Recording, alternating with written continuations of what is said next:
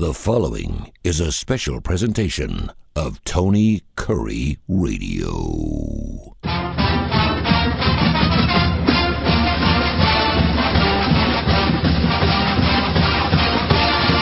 Along with the athletic director of your UAB Blazers, Mark Ingram, this is called the UAB Director's Chair Show. We do every single week right here on the TKR app. You can listen to the show numerous times. We play it throughout the day and throughout the week. And, of course, if you miss any of those shows live on the Tony Kurre Radio, the TKR app, and thanks to the 100,000 folks who have downloaded that app. Also, the Tony Kurre Radio Podcast Network. Search Tony Kurre Radio Podcast, Kurre with a K, and you can hear us. We're on every major industry, iTunes, Spotify, iHeart, you name it. We're all over the place. Mark, how you been, brother? Everything good? I'm great, Tony. How you doing, dude? We're doing wonderful. Thoroughly enjoy our catch-ups every single week. And, you know, we do talk about UAB sports. I know when we record this show here on the 9th, you've got a women's basketball game coming up here in just a few minutes, so we'll just keep you for a few. And your men's basketball program, though, I was at the FAU game, a top 25 team. They had won, 21 in a row, was it? 20 or 21 in a row.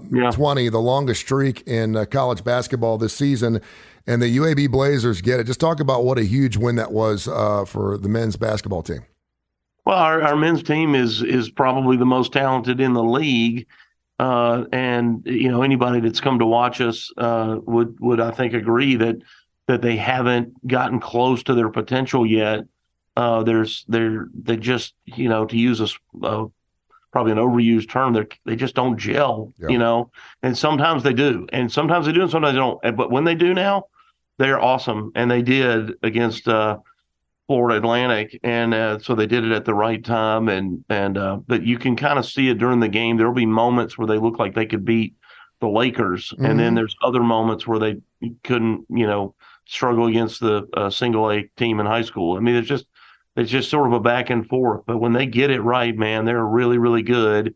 And that was really good for not just for our fans and for the obvious you want to win, but for their confidence in knowing what they're capable of. I thought was really important. Big ball game tonight against North Texas, a squad that just absolutely slowed the ball down to, you're wondering why North Texas only gives up 50 points a ball game. We saw that firsthand down at Bartow Arena. Then, of course, coming up on Saturday in Middle Tennessee, 3 o'clock tip. And did I hear right that Bartow Arena set a crowd record a couple of games ago? Did I hear something like that, or was it for the season for one game? I mean, the place has been rocking. Season high. Yeah, it was our season high when we played Florida. When we played Florida International, actually, we had our season high, more than 53, almost 5,400 fans at the game, which was great. And that's what we should have every game, and then pushing up towards, 7,000. So that's the goal. And we've been chipping away at it, coming out of COVID. And, we hired Andy Kennedy during the pandemic, which it's like, hey, get excited and come see. Oh, wait, you can't come see because we're at restricted capacity, Yeah. And so it was a very lukewarm kind of room temperature introduction of a guy that I think under ordinary circumstances would have been a lot like Trent Dilfer, this huge burst of enthusiasm and excitement from our fan base. And listen, everybody was excited, but they couldn't express it, and they couldn't get together to celebrate it. And so just coming out of the pandemic, I reminded our staff, it was this time a year ago, we were still supposed to wear masks indoors at UAB. And people forget that. And so we really are just this year, in my opinion, for the first time, playing back to full normal, or what we all thought of before the pandemic as completely normal. And people are showing up. So it's a lot of fun to have a big crowd, and it makes a major, major difference. Mark Ingram, the UAB athletic director. You can find him on Twitter at UAB_AD. He's kind enough to join us every single week here on TKR and Tony Kurre Radio, and of course our podcast series. I want to ask you a question here in the UAB director's chair. I saw this story, and I know how excited you were to get Trent Dilfer in. I think it was the hire of the year in college football. Obviously, he's going nowhere at UAB. He's going to be there for a while, and we're super excited about that as a UAB fan. Lance Guidry, who did some remarkable things for the Marshall Thundering Herd this past year. Their defense was lights out, one of the best in the country. He takes the job as the head coach at Tulane, and then about 3 weeks later quits and takes the D.C. job at Miami after Kevin Steele left to go take the Alabama job for the third time as D.C. And all I could think about as a college football fan, how excited I get when you bring a new coach in, because it's not every year that happens. You get behind this guy, and then less than a month later, he splits to go not only take a job that's not really lateral because he's going from a head coach to a DC gig. Obviously, it's more money. But just as an athletic director, how would that jive with you? Well, you don't like it. Yeah. and that, that's an understatement, right? But these jobs are so highly volatile.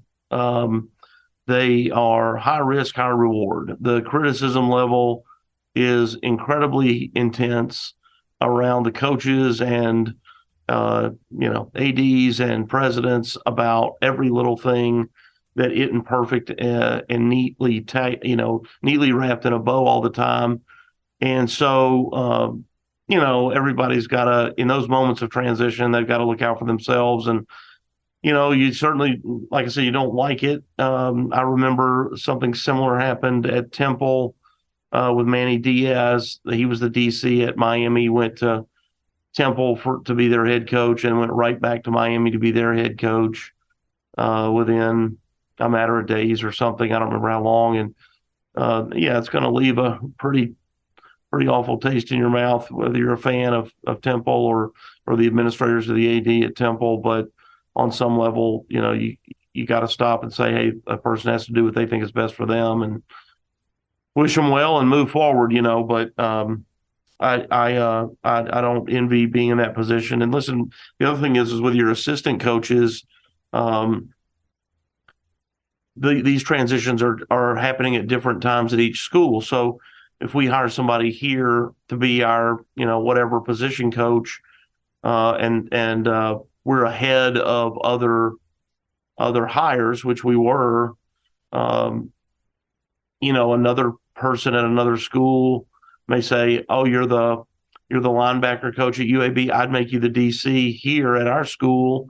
And I could pay you more. And they, in all reality, they've only been here with us, like you just said, a week or three, and they're up and gone. Well, that's really hard because it totally messes up the continuity that you thought you had in your building. But I don't think you can do anything to stop that. And but it's not fun. I understand when home calls or when mama calls. And obviously this Miami gig is a great gig. And if he does a good job there, that'll certainly catapult him into something that's probably more special than Tulane.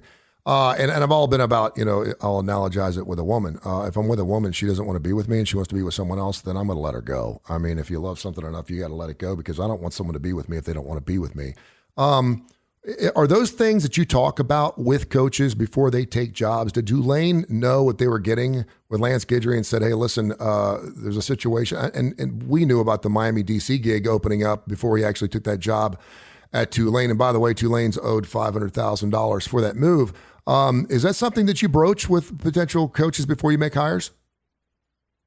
Well, yeah, you talk about, your commitment to them, and they talk about their commitment to you, and you're honest with each other. And in our contracts, it's required that if they're going to interview somewhere else, they're required to tell us before they interview.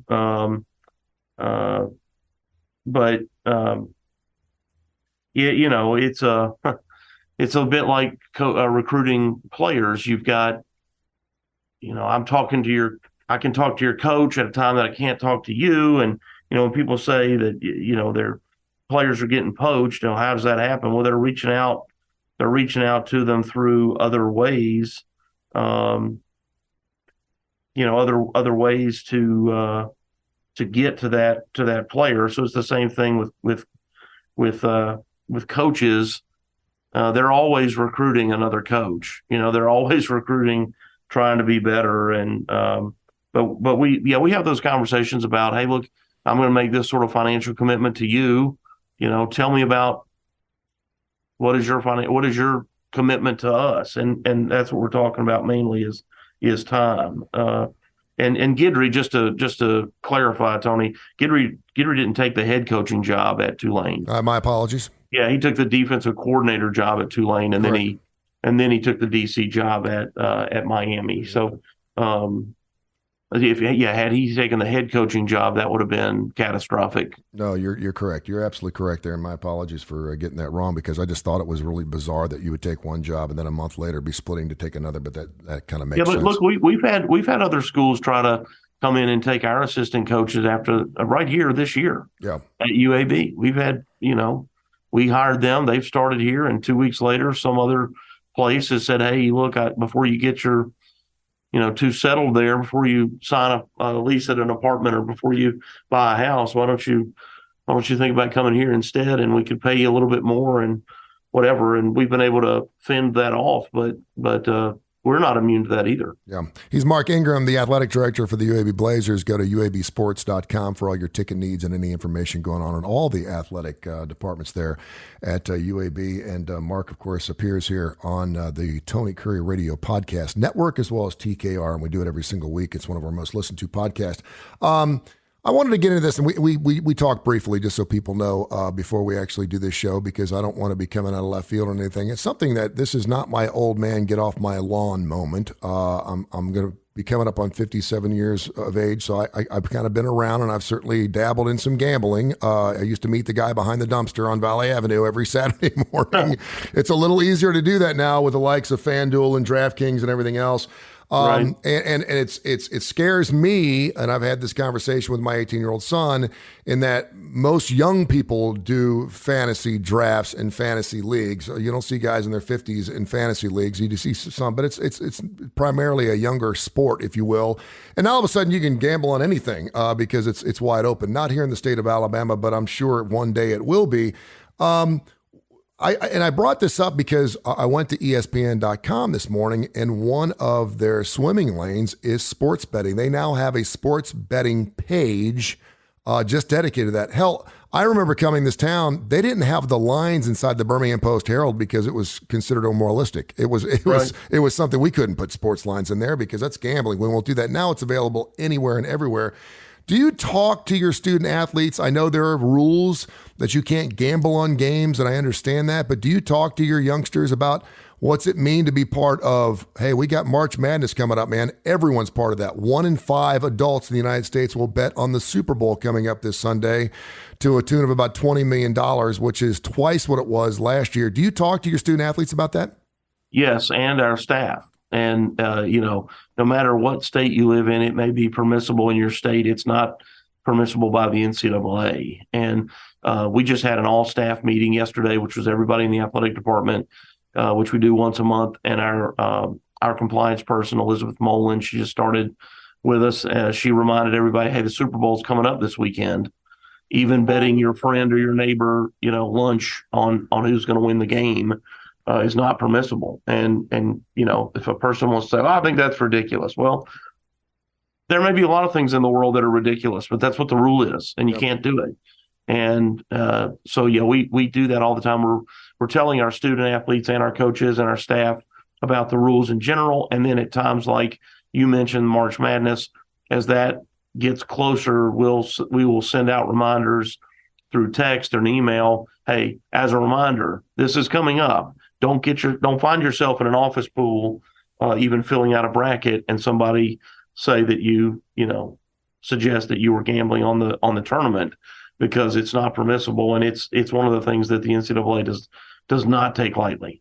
Something that's been showing up at a lot of NFL stadiums, and I have not seen it at a college stadium, and you can clarify this: the 50-50 raffles.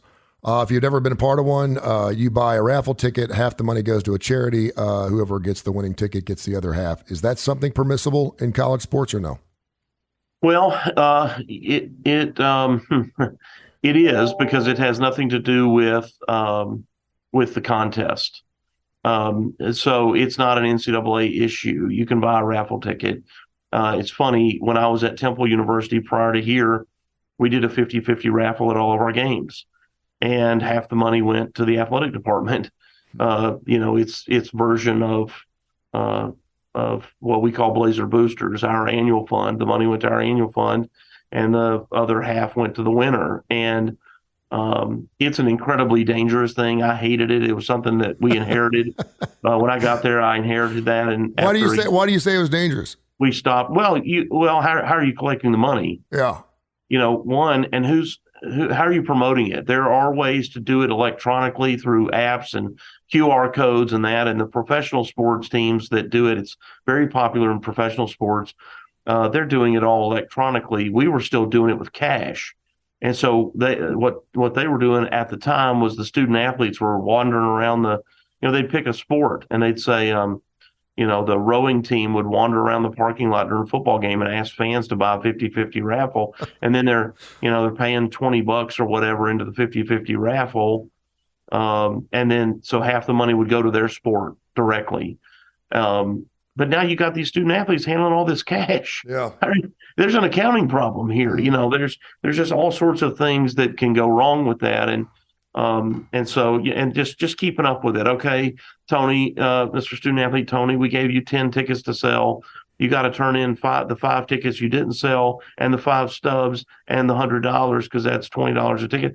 Like, what if you lost $20? Now you're on the hook for the $20. Yeah. There's just I don't know, and I think it's embarrassing, frankly, to have your student athletes wandering around kind of peddling like that. It was just a bad look from my view. I didn't like it, and anyway, we were able to kind of move away from that. It didn't make us that much money, and wasn't worth the general embarrassment, really. An interesting caveat to that story, Rod Carew, of course, the Hall of Famer up in Cooperstown, recently came out and said it's time to put Pete Rose in the Hall of Fame because you can go to Great American Ballpark in Cincinnati and bet on the Reds inside the stadium during the game. He said, if you can bet, and of course, someone came out and said, well, great, so what about steroids? We're supposed to let those people in. He said, when they start selling steroid shots in Concourse C, it's time to let him in. So that's interesting. Mark Ingram, the UAB athletic director. You can find him on Twitter at UAB_AD.